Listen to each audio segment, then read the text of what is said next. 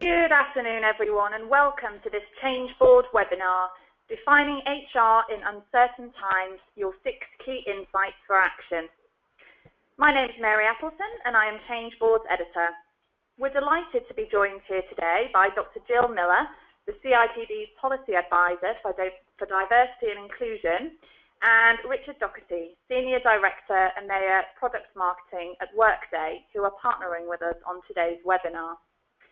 They're going to be exploring how HR leaders are viewing their role in guiding their organisations through periods of economic and political uncertainty, and what steps you can take to ensure your HR function is as effective as possible during uncertain times.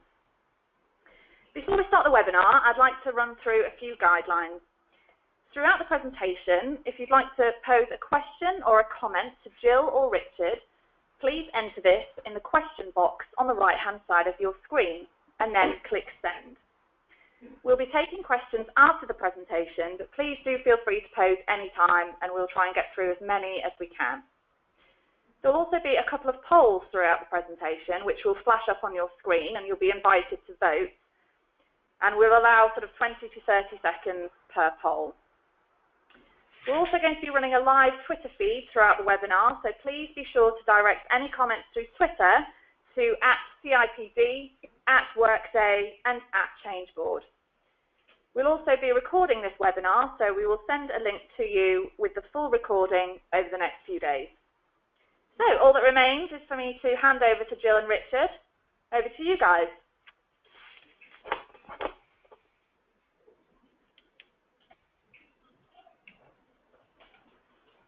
Right, good afternoon, everyone. It's great that we can share with you the findings from our latest HR Outlook survey report.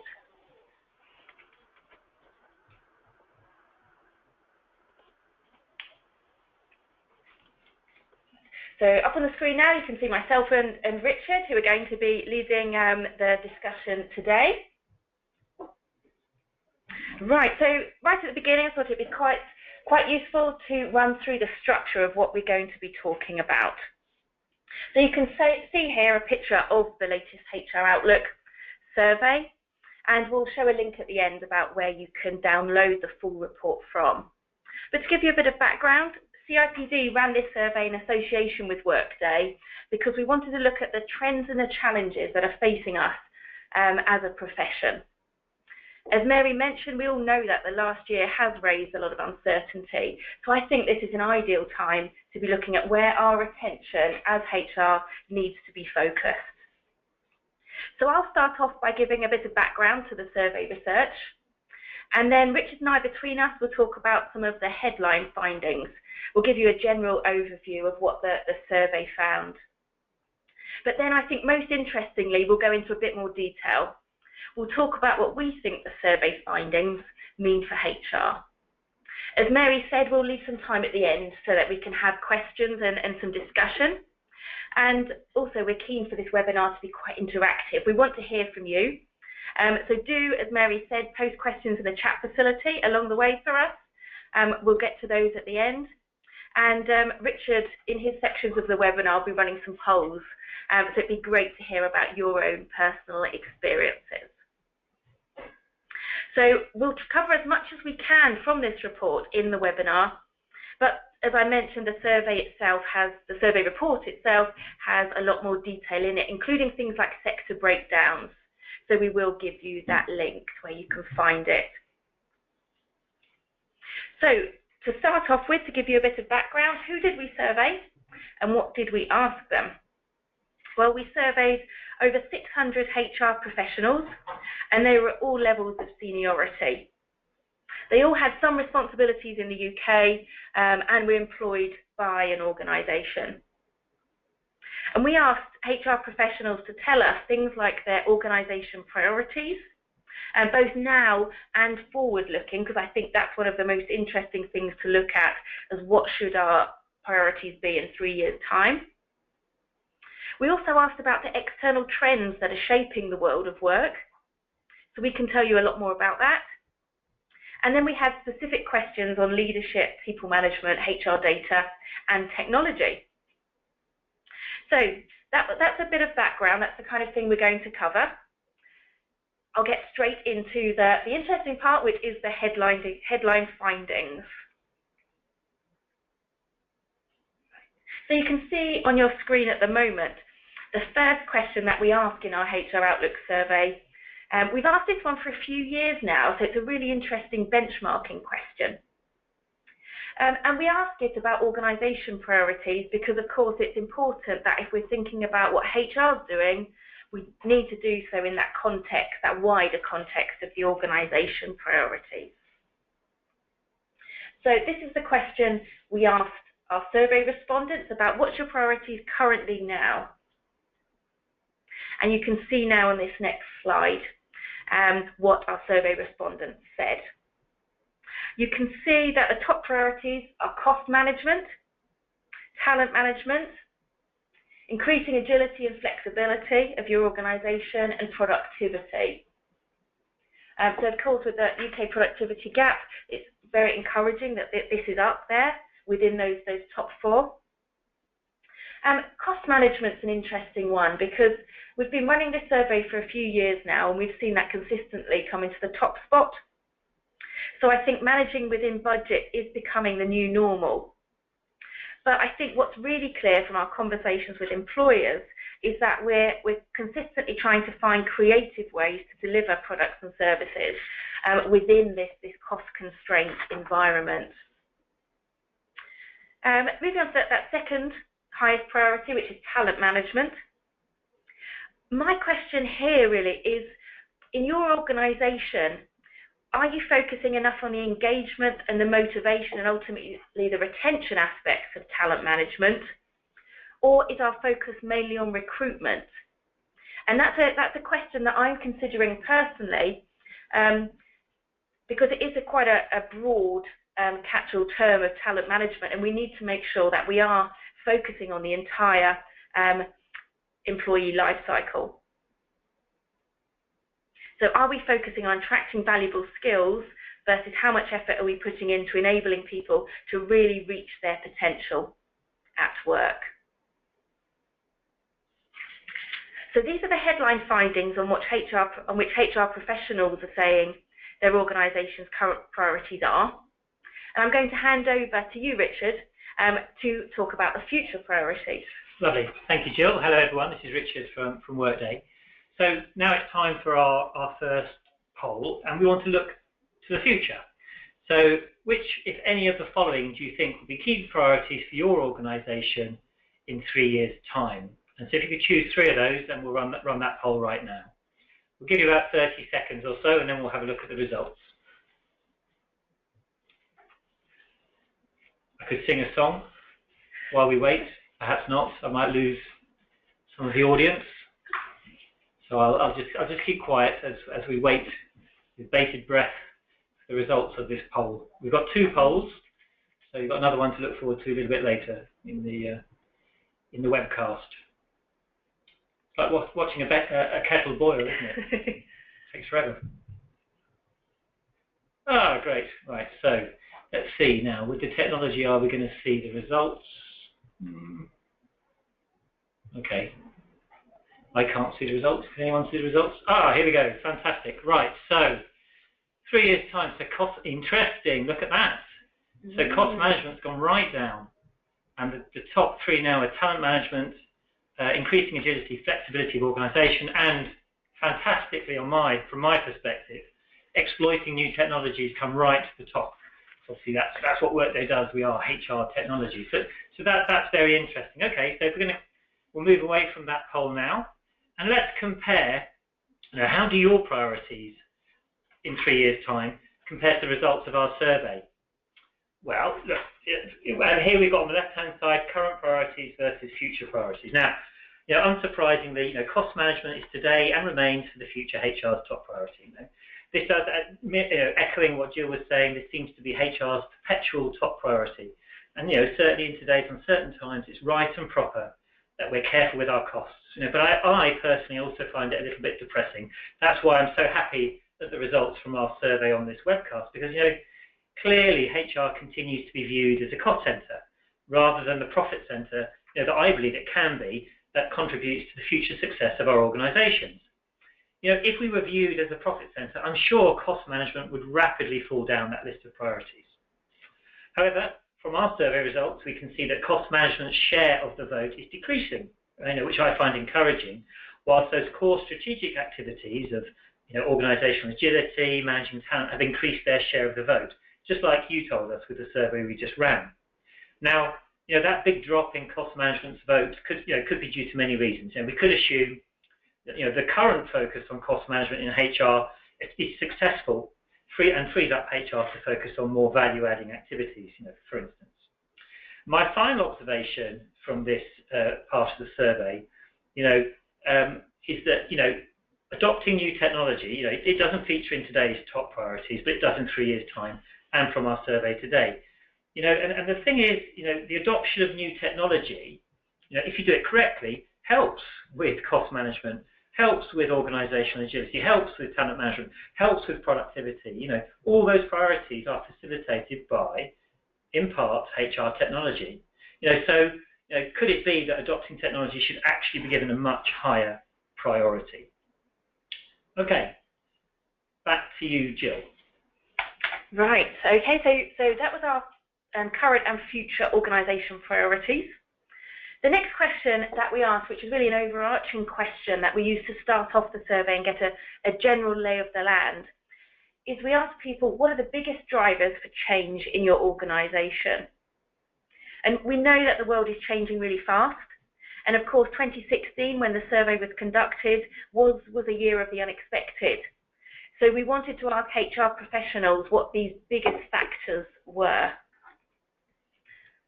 So in terms of what they told us, you can see here the top 3 biggest drivers of change on the screen. You can see that 43% of HR professionals that we surveyed said economic change was in pole position, and perhaps no surprise there. And this was followed by the demand for flexible working and the changing demographics that we're seeing. I'm not going to say any more about these factors here because we're going to concentrate here on the headlines, but I think it's really useful to bear these drivers in mind as we continue the webinar, because Richard and I will continue to refer to them as we go through the session. So that was the overarching context. What we would really like to spend the majority of the webinar on is actually looking at what do the survey findings mean for us as a HR professional. And as Mary mentioned at the beginning, we're going to be drawing on those 6 key insights that came out of the survey. Richard and I will look at each of these 6 in turn, and we'll talk about some of the survey findings behind them. And then we wanted to make this webinar as practically relevant as possible. So for each of those insights, we'll pose you some questions to consider in your own organisation, because I think it's important that we're looking for solutions that are specific to our particular context. So the questions will help you think about what you need to be doing more of, what you need to start doing, and perhaps what we need to be thinking very differently about. So that's the plan, and I'm going to hand back to Richard to start us off with a topic that I'm seeing is receiving a lot of attention at the minute, but I think one where many HR teams are really not reaping the maximum benefit from, which is HR analytics. Thank you, Jill. So we asked our survey respondents, what kind of evidence were they using to support their business decisions, and at the top of the graph there, if we imagine at the top of the chart is the most popular source of evidence all the way down to the bottom. We can see the top of the tree, we've got, the top 2 are qualitative sources, so personal experience and the judgment of experienced professionals in the organisation. And then at position number 3, we have the quantitative source of data, facts and figures. Now, as our organisations get access to more and more HR data, and this is being made possible by the latest HR systems like Workday, I think we can expect data-driven decision-making to become ever more important in HR. I like to think of this as augmented decision-making. So, decisions will not be made looking at the facts and figures alone, But those facts and figures will help experienced decision makers make better decisions and also advise the business in a more credible fashion. Now, HR, and this is the perennial whine, if you like, HR often struggles to influence organizational strategy due to inability to provide robust supporting data. But I think we're getting to the point now where this can change. Now, we were interested in learning how mature are organizations within their sort of HR analytics capability. And if we look at this graph and consider it to be a maturity scale, with the least mature organizations represented by the bar at the top, and as we move down, organizations are becoming more mature. And we can see that the graph skews, to the less mature side of the chart. Like any project, and that's what HR analytics is, it's a project. Improving your maturity will be achieved by a combination of people, process, and technology. Have you got the right people in place who understand how to deliver valuable HR analytics? Do you have well-defined processes to deliver the HR analytics? And finally, do you have the right technology to collect, analyze, and surface the analytics? Fundamentally, you need all three. Okay, so now it's time for our second poll. So we want to understand who has access to HR dashboards and reports in your organization, and we've given you a selection of 5 different options to choose from there. So if we could launch the poll now, please. Lovely. Okay, now we've got another 30 seconds. I'm not going to sing again. I'm going to remain quiet this time and let you concentrate on the question.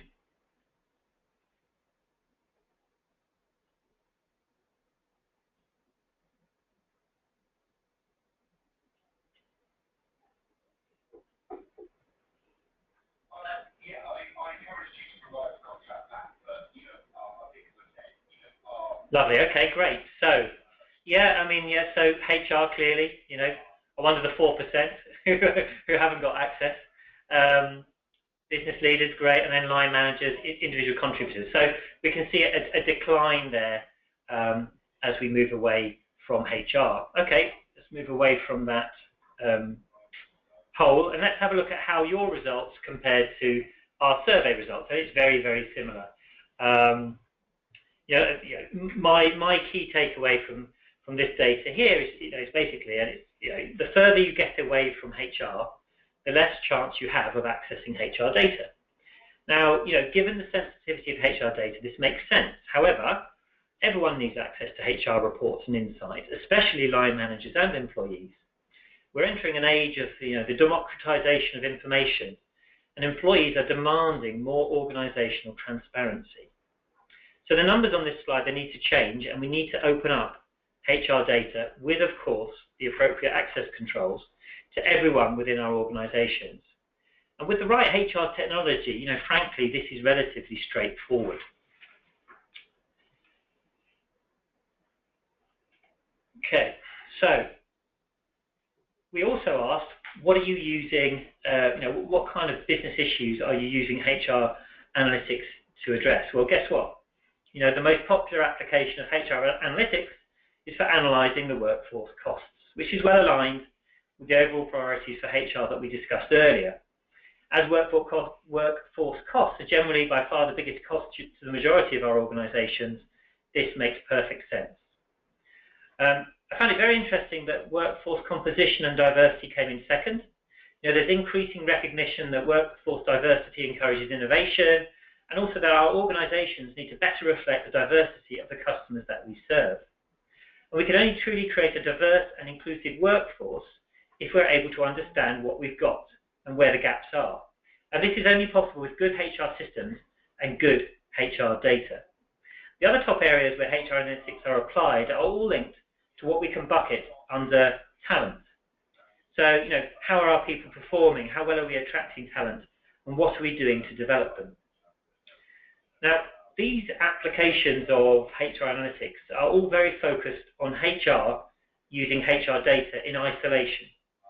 Moving forward, we're seeing more interest in combining HR data with other organizational data, say sales or customer data, for instance, which may be living in different systems. So, and if you start combining this data, you could do things like link worker performance to customer satisfaction or employee engagement levels to profitability. So HR systems that allow you to combine your HR data with that external data will open up significant opportunities for HR to add strategic value to organizations. So at the end of our first insight from the survey, which was focused on HR analytics, we've got a few questions for you to consider. And by answering these questions, we believe that you will be able to decide where to focus your efforts in terms of improving the use of HR analytics within your organizations. So I'll let you dwell on those for a moment, and then I'm going to hand back to Jill, who's going to cover the next couple of insights from the report. So back to you, Jill. Great, thank you very much, Richard. So I'll move us on to our next insight, which is around preparing for economic uncertainty. So we saw earlier in the findings where we looked at what the biggest drivers of change were for organisations at the moment, that economic change, including globalisation and Brexit, is currently that biggest driver. In the survey, we went one step further and we asked HR professionals what they think the impact of that trend will be for their business. And it's these results that you can see here on the slide. So in the teal colour, the left-hand column, just 17% of HR thought economic change would have a positive impact on their organisations, and 55% said they thought it would have a negative impact. The remaining percentages there were of no opinion, so they either said neither positive nor negative impact, or that they didn't know. And of course, these are all forward-looking projections. You can see on the slide how these figures compare to the impact HR professionals think other factors. You can see the flexible working and changing demographic stats there, how they will have an effect on the business. So flexible working and changing demographics seen as more positive impact on the business, especially flexible working. And I'll come back to that. I think really interestingly here, we also asked HR professionals whether or not they were helping their organisation respond to this economic uncertainty that we're experiencing. As you can see on the slide, just a quarter, so 25% in the far left column, of those we surveyed said they're looking at how their people approach needs to change or to evolve in response to this economic uncertainty. A further 16% said they're taking action despite pushback from others in their organisation. And around 2/5, so 41%, said they can't influence change to their people approach in this way. I think on the one hand, the figures are slightly worrying given the amount of uncertainty and worry that many people are experiencing at the moment. But I think on the other hand, very practically speaking, it may be that people are not taking action because of the ambiguity around what decisions, particularly around Brexit, will actually be made by government.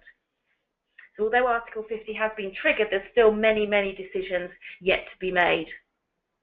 As the CIPD, we've been very keen to be engaging with our members and our staff in-house on this issue.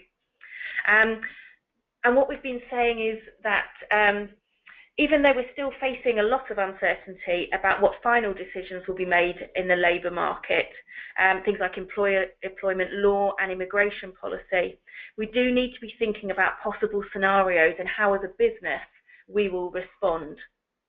But I think in the meantime, what is really, really important is to be thinking about how we best support our people. People may be feeling anxiety at work and at home about what this means for their home and their work lives. And also people are wanting to support their colleagues about what to say and what it will mean for their team as well. And I think after all, we are all human, and we need to remember the personal and the professional impact of big changes like this. I think overall this is an ambiguous time and employers don't have all the answers. But this is where employee communication is really important.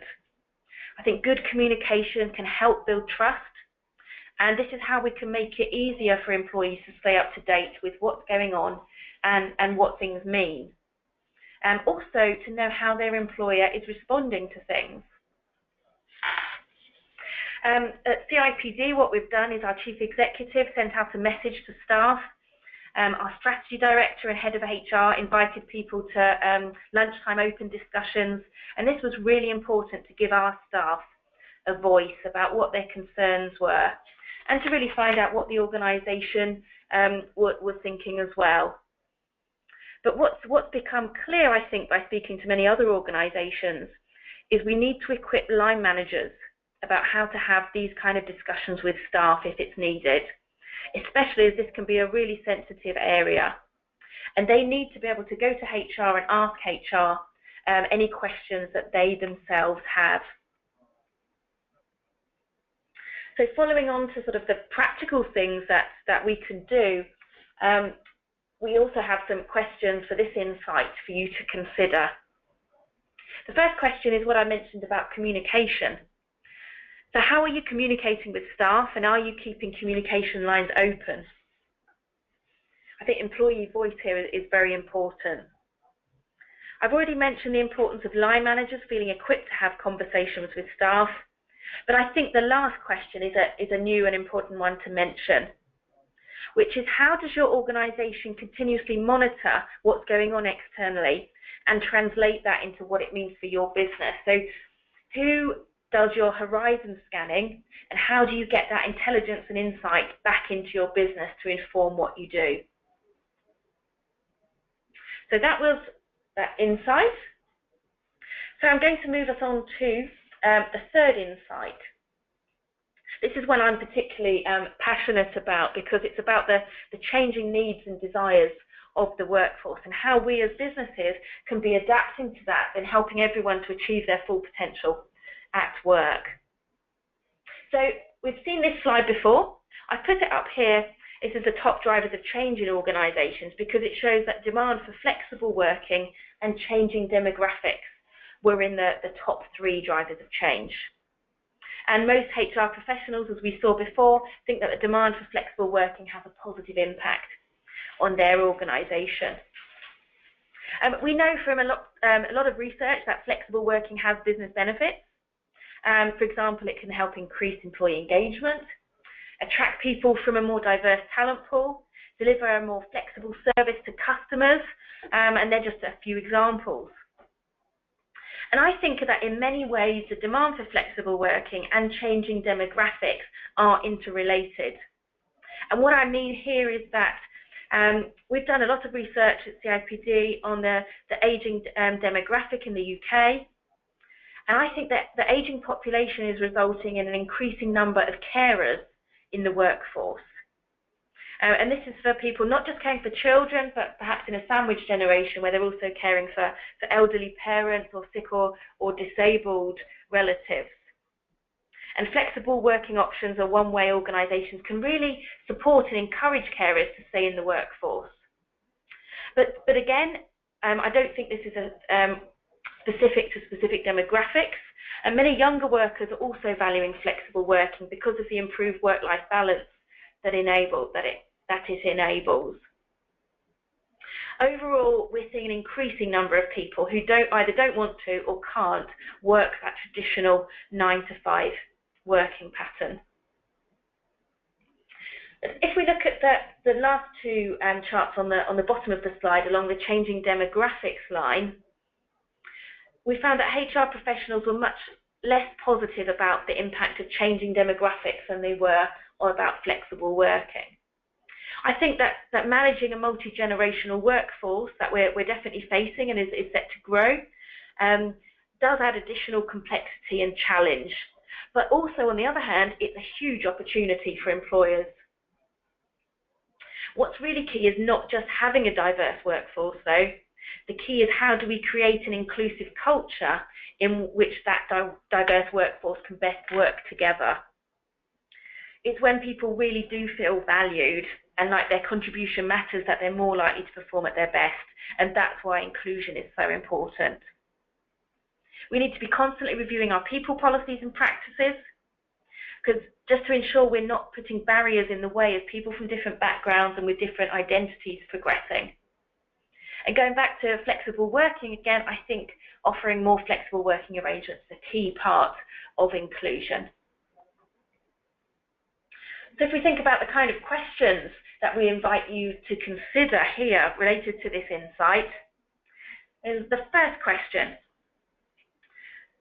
what skills will managers need to effectively manage a multi-generational workforce? If we look at the second question, do your processes, technology, and the mindset of people in your business support flexible working options? And then lastly, looking forward, what will the needs and expectations of your workforce be? Is your talent management strategy in the right place to be ensuring you're going to have the best workforce you can for the future, and you're going to be able to engage and retain really talented people?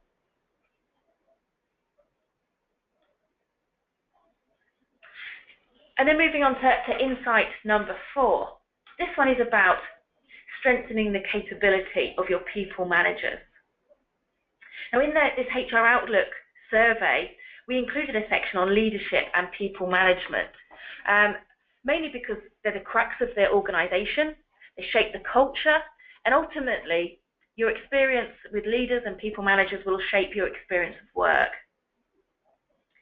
So we asked this question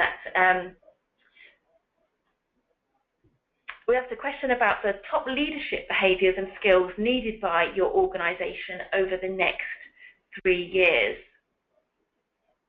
And you can see here on the slide what HR professionals told us.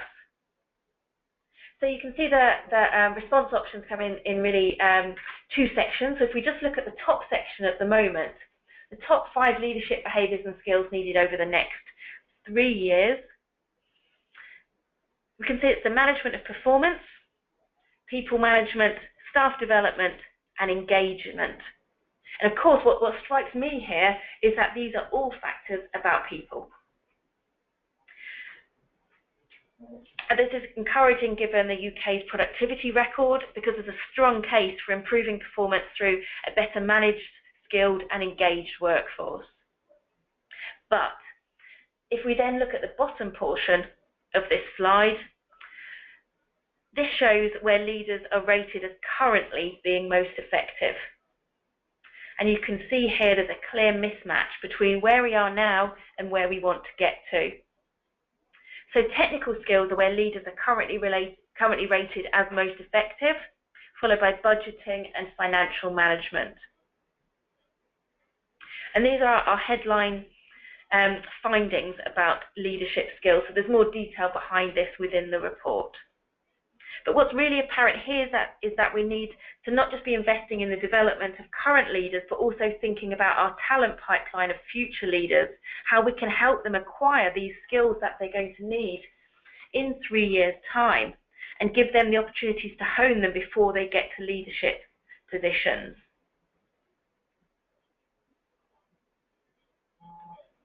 So as well as leadership, we also ask questions about line managers' role. Of course, we know line managers have a critical role in organisations. They're the link between the senior team and the wider workforce. But I think what's really important for us in HR to bear in mind is that their responsibilities can be vast.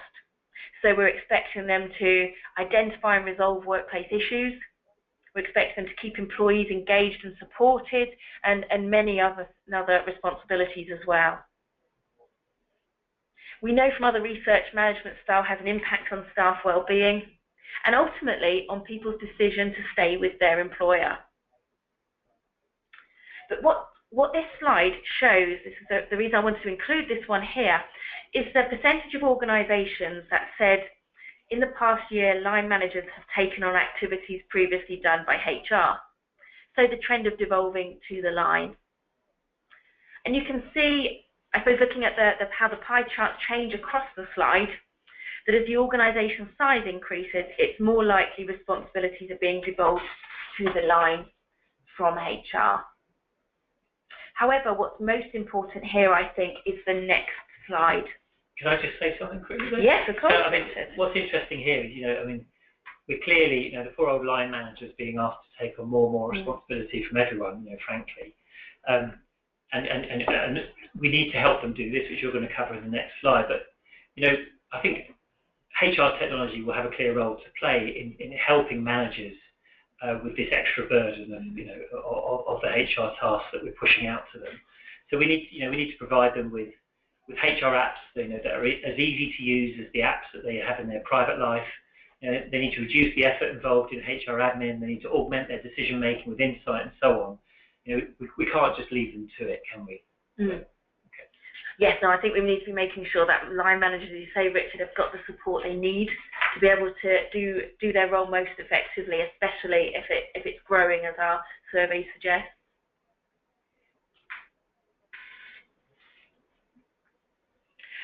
So I think what this slide here is showing is that, unfortunately, despite half of organisations surveyed saying that over the last year they've given line managers more responsibilities that were previously undertaken by HR, in just 44% of organisations, line managers have been given the formal training to do those responsibilities most effectively. Encouragingly, though, you can see on the slide that 60% provide tailored support, so the 35 and the 25 together provide tailored support to managers to help them with their new responsibilities.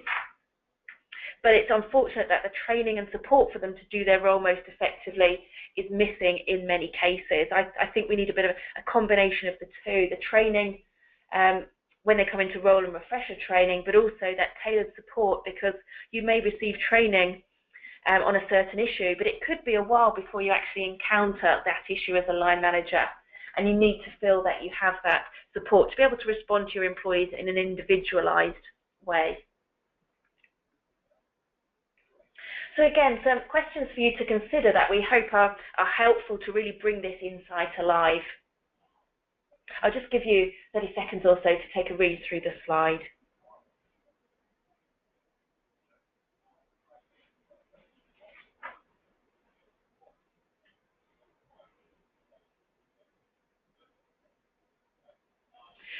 So I think overall it's important that we go back to grassroots really and look at what criteria you promote people on, and that's promoting them into people management and leadership positions. To what extent are people promoted on their technical skill alone? Are people management potential and whether the person lives the values taken into account? And I think the second and third questions that you can see here are asking about the priority given in your organisation to good people management. An issue I'm assuming many of us have faced, either as managers ourselves or as trainers, is how to ensure line managers are prioritising attending training to be able to manage and develop people effectively. And a particular poignant question is, do you ask managers themselves about what they need from HR? So how do you know that you're providing the support they actually need? So I think, as I've mentioned already, I think we're expecting an awful lot from line managers. Their remit is growing in many companies, and so we have a really critical role here to ensure they feel supported, they're trained, capable, confident to do the role really well. Because ultimately, they're managing our people who are our business. I'm going to hand over to you, Richard, to take us through the penultimate insight. Thank you, Jill. So here we come to our fifth insight and my favourite one, but then I'm slightly biased. So our fifth insight encourages you to harness the benefits of technology. So if you look at the bar chart there, the bars show the proportion of respondents who said they're not very or not at all confident in their HR technology to flex to meet changing future needs. So it's not a pretty picture really. And generally, as organisations get larger, they become less and less confident in the ability of their HR tech to meet their changing needs. That's not that surprising, as of course, as organisations get larger, HR and HR processes and so on get more complicated. And many of these larger organizations are still using legacy on-premise applications that have been customized and are notoriously difficult to change. There is good news though, as we see many organizations of all sizes moving their HR technology to the cloud, where solutions like Workday offer significant levels of flexibility. My main takeaway from this chart is that smaller organizations need to think hard and long about the HR technology that they choose to adopt and ensure that they won't outgrow that technology just down the road. Now, if you choose wisely now, and the HR technology that you choose will grow with your organization. So, we asked our survey respondents how highly they ranked the importance of HR technology for engaging employees. We all know how important employee engagement is to organizational performance, so we asked this question. And as you can see, a high proportion of you felt that it was either very or fairly important, more so in the larger the organization. Now, at the moment, there's a lot of talk about what's called the employee experience and how that drives engagement. And in my opinion, HR technology is a key element of that employee experience. It needs to be social, mobile, collaborative, insightful, agile, engaging. Ultimately, HR technology needs to make every single employee's working life easier, and every single employee. It shouldn't just make HR's life easier, it's every single employee. And if it doesn't, then it's failed, and it isn't providing that positive employee experience. So, if HR technology is so important to employee engagement, we asked our survey respondents, what are the most important attributes of good HR tech? Well, the user interface came top, mirroring some of the comments I made a few moments ago. Employees, they just won't put up with antiquated systems anymore that are difficult to use, and neither should organizations, frankly. A single system for all HR needs came second. Now, over the last 10 to 15 years, many organizations have, out of necessity, adopted what's called a best-of-breed approach for their HR systems, using different systems from different providers for different parts of HR, which has led to what's called islands of data, inconsistent user experiences, integration issues that often lead to manual data rekeying, and so on. The fact that 60% of you rated a single system for all HR needs as an important attribute of good HR tech, mirrors a shift that we're seeing away from best of breed within many organizations. Now, coming in third, we have system flexibility, which again confirms our observations earlier on the importance of having a system flexible enough to meet uncertain future needs. Okay, so this is my last slide before I hand over to Jill to conclude the presentation part of this webcast. So here we have a few questions for you to ask, just to establish where are you and where are the opportunities for your organization. How are employees and managers interacting with your HR technology? Can they access it through mobile applications because that's how they want to? Do you have the systems in place and the expertise, the organizational capability to drive forward HR analytics and derive benefits from that? And then finally, have you got the skills and capability and organizational readiness to embrace the latest HR technology? Okay, back to you, Jill. Right, so I'm going to talk us through the last of our 6 insights here. And this one is an overarching one. Overall, we feel from the survey that it's really important we're demonstrating the value of the HR agenda and what we're doing in the function. So to give a bit of context to this insight, I talked earlier about the drivers of change for organizations. We need to be scanning the horizon for these changes, considering what these shifts to the political, the economic, the social, the technology landscape, what they all mean for our business. However, what our survey found was that although these trends were on HR's radar, some HR professionals reported they experienced pushback or perhaps inaction from others in their efforts to adapt their people approach in response to these kind of trends. And that's including HR professionals in senior roles. Also, in the earlier section about leadership and people management, we saw many HR professionals believe senior leaders lack the employee-focused skills, so the skills that they believe leaders really need about managing performance, about managing people and driving engagement that are most needed in their organisation.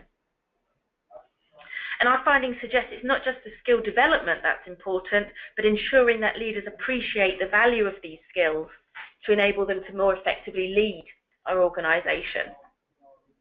So overall, what do we think this is pointing to? I think HR really needs to make the case for improving productivity and achieving organisation goals through having a better managed, skilled and engaged workforce, as well as HR's critical role in making this a reality, because I think HR is uniquely placed within an organisation. Demonstrating the value of the HR agenda in terms of organisation goals is really important if we're going to get the support of others across the business and other leaders. And that's critical in turn, of course, to us moving forward on these issues. And so how do we do this? Well, a starting point is to consider the other 5 insights that we've talked about. And in particular, what Richard talked about in terms of analytics, and also about technology as a HR enabler. So really this final 6th insight, this brings us to the end of the presentation part of our webinar. I'm just looking at my clock now, and we do have a good chunk of time where we'd really love to hear from you. But while you're thinking of any questions that you might like to ask, and do please put them into the chat facility. I'll just mention where you can find the reports, where you can download it from. And you can see here's a web address. You can look in more detail at the survey findings, what they mean for HR professionals. And if you have any questions, please do write them in this chat facility. And Richard and I will try our best to answer them. Okay, so thank you, Jill. Excellent stuff. So I'm just looking at the chat here. You can see we've got a question coming in. I think I'm going to defer to you on this one, Jill. Okay. So how can you make flexible working work? I think that's a real a key question that I'm asked quite a lot, actually, because I think what a lot of employers are experiencing is that we can have a flexible working policy in place, which says that we do support flexible working and so on, but perhaps they're seeing low uptake across the organisation. And I think actually we've got to be looking at really what I term the informal organisation and what's happening on an informal basis. So things like your culture, is it a culture that's based on input, an amount of time you're spent in the office, or are you really on output? We also need to look at line managers and how they're empowered or not to really manage a flexible workforce. So this is a really different way of working if you're really going to embrace flexible working. And for line managers, it is a big shift for having all your team around you in the office to then not being able to see staff on a daily basis. And is the real element of needing to have trust that your employees are doing what you've asked them to do, and that they're making really the common sense judgments that are so important if we're going to be having autonomy and to feel empowered. But also, I think here I have to come back to your point, Richard, really, on technology. Is do we have the systems and the processes that support staff to work flexibly? So can they work from home? Can they juggle their day around? But what's really important, I think, here is we don't just think of flexible working in terms of part working, which is probably the most common, even though that's very valuable. We also need to be thinking about other options and thinking about this agility and flexibility that we've already talked about in the webinar, because what's really clear is even small adjustments to your working day can really make a massive impact to someone's life. Great. Okay, super. Thanks, guys. It's Mary just jumping in again. Thank you very much for a really fascinating presentation. I've just got a couple of questions, actually, which I was wondering what your thoughts were. Richard, you were talking about HR being positioned as a profit centre rather than a cost centre. Do you anticipate a time in the future when that's going to happen? And what do you think it's going to take to change that mindset and change the positioning of HR? Great questions. If I was to take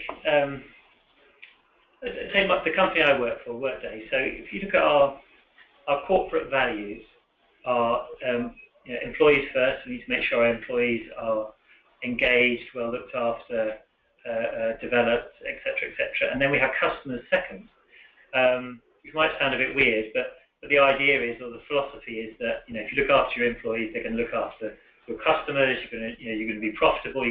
All those other corporate objectives will flow off having looking after your employees and having an engaged workforce. And you can see more and more organisations appreciating that innovation comes from your employees. It doesn't come from a machine. The lifeblood of every organisation is the employee, and HR clearly has a key role to play in engaging the workforce and developing the workforce and helping managers be better managers, all those different things. However, we've got to get the house in order first. We can't do all those strategic things if we're not able to pay people with certainty, if we're not able to track time and absence. So we need to get the basics right. If we can get that right, if we can put the right HR tech in place, we can start gathering more and more data, which helps shape decision making, can help shape organisational strategy. Then I think, we can see that. We can see that shift from being a cost centre to a profit centre. It's not going to be easy because we've got a lot of baggage with us, but I think, definitely we're entering that period where we can make that change.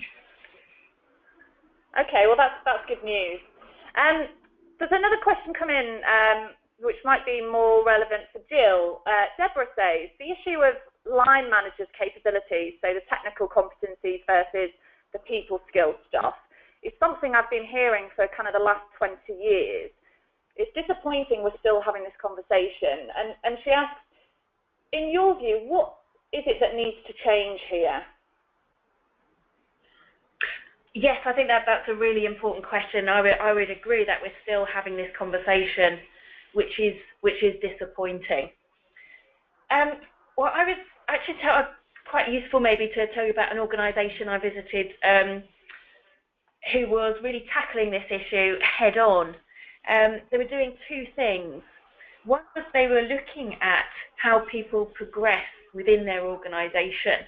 And it might seem really simple, but I think it is quite a fundamental change to make, because I think the legacy in many companies is that to progress you need to move upwards, you need to take on people management responsibilities and so on. And there is I suppose a sense of pride of managing people, which is great that we have. But unfortunately, it does mean that often people either who actually don't want to be managers or who it may not be their skill set are taking on management positions. So what this company did is they looked at how we can provide alternative career paths. So, for example, if I just take the example of engineers, if you're an engineer and you want to take on people management, that's brilliant. But if you don't, how can we still enable you to be the best engineer you could possibly be? And the other one is really going back to how we promote people.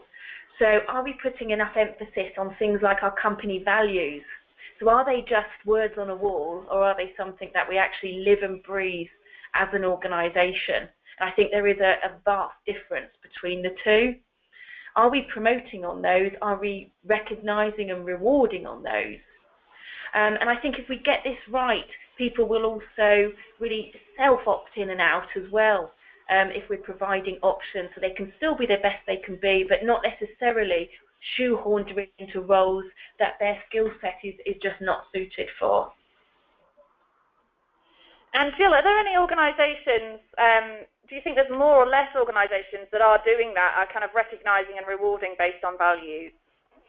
Are they starting to do that now? I think there are more organisations that are doing it, definitely, but I think we've probably still got quite a way to go to really be living and breathing those values. One thing I found really effective here is enabling and empowering employees themselves to be calling out when they think people are not living and breathing the values.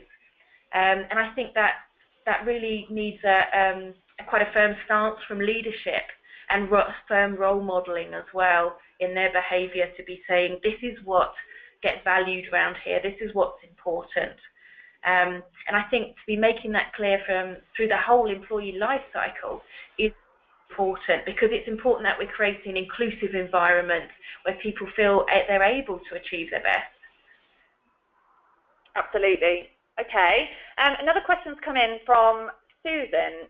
So she's asking, how can we find and evaluate the best HR vendor for our businesses? I've heard a lot of nightmare problems where vendors are good at their marketing and PR, but don't deliver on the execution and user experience. Maybe this is one for you, Richard. Yeah, well, I mean, I think we always encourage organisations we're talking to. We encourage them to speak to other organisations who are using, in our instance, who are using Workday. And we encourage, we help facilitate those conversations, and we also encourage them to reach out themselves through LinkedIn, through their own networks, to talk to other organisations and really get a feel for how is that experience living with that technology. Because you're absolutely right, people can be hoodwinked by a nice-looking demo and some flashy marketing material. It's much more important to reach out to neutral organisations who are using that technology. How is the implementation? How is it living with the system?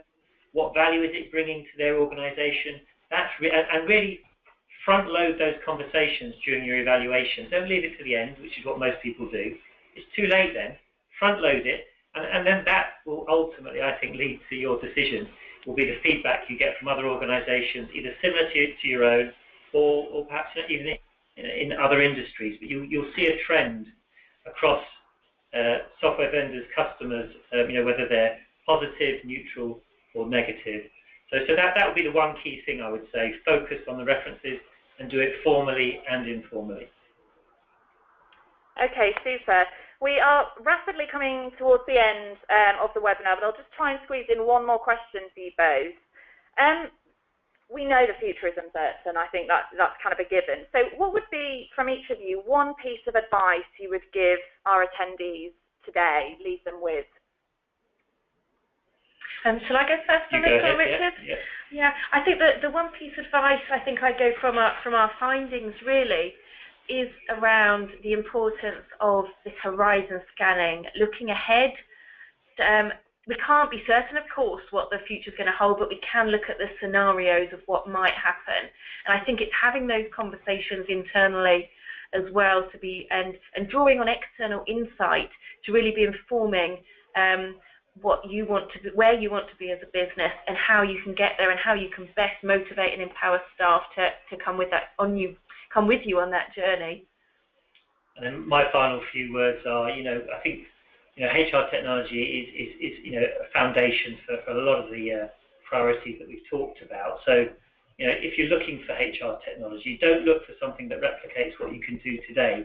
If you're looking for that, there's no point in changing technology. Look at HR technology that can help transform the HR function, and that will grow with you as your organisation changes strategy and changes direction in the future. Thank you very much indeed. Right, so that just about concludes the webinar for today. Just a reminder that we'll be sending the recorded version of the webinar out in the next couple of days, so please do look out for that in your email. Once again, thank you all for taking the time to join us today. Thank you to Jill, thank you Richard, and thank you Workday.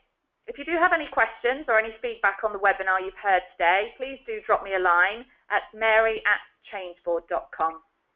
Okay, so that concludes the session today, and we look forward to seeing you on another Changeboard webinar very soon. Have a very good afternoon. Thank you.